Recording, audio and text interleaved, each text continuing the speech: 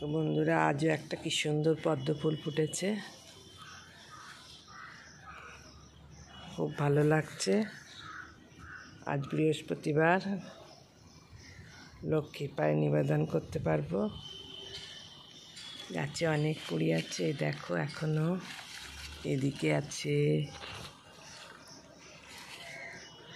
আর এখানে একটা ছাতার তলায় একদম বসছে। এখানে একটা ছোট্ট কুড়ি, দেখো।